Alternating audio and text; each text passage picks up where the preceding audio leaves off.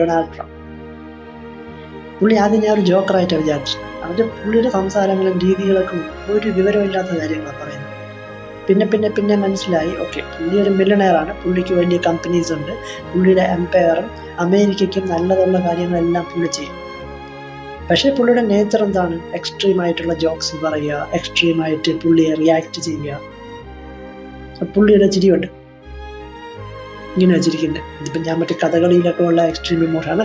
കഥകളി അറിയാമോ? കഥകളി എന്ന് പറയുന്ന മുഖത്ത് നമ്മൾ ഒത്തിരി മേക്കപ്പ്സ് ഇട്ട് ഈ മേക്കപ്പിൽ ഓരോ മസിൽസ് മൂവ്മെൻറ്റ്സും നമുക്ക് പിടിക്കാൻ പറ്റും.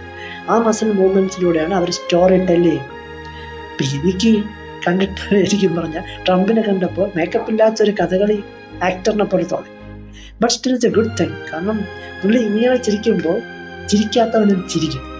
ഓക്കെ, അമേരിക്കൻ സിറ്റിസൺ ആയാലും ഗ്ലോബൽ സിറ്റിസൺ ആയാലും ചിരിക്കും.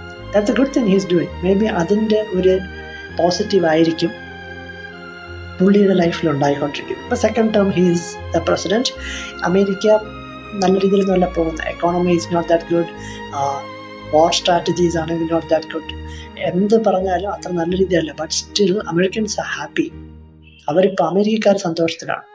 അമേരിക്കയായിട്ട് ഡീൽ ചെയ്യുന്ന കൺട്രീസ് ലൈക്ക് ഇന്ത്യ, ചൈന ആദ്യം ഭയങ്കര ഇഷ്യൂസിലാണെങ്കിലും they are also half okay. അപ്പോൾ ട്രംപ് ഈസ് ഗുഡ്. അപ്പോൾ പുള്ളിയുടെ ചിരിയാണെങ്കിലും കുഴപ്പമില്ല, ഏതായാലും ചിരിക്കുക.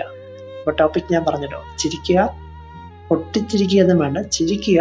മസിൽസിനെയൊക്കെ ഒന്ന് റിലാക്സ് ആക്കുക, മസിൽസിനെ മൂവ് ചെയ്ത് തന്നെ ചിരിക്കാൻ നോക്കുക. അതിലൂടെ ബ്രെയിനിൻ്റെ അടുത്ത് നമ്മൾ ചുമ്മാ ഒന്ന് കള്ളം പറയുക. കണ്ടല്ലോ, ഞാൻ ഹാപ്പിയാണ്, പിന്നെ നീ എന്താ ഹാപ്പി അല്ലാത്തത്?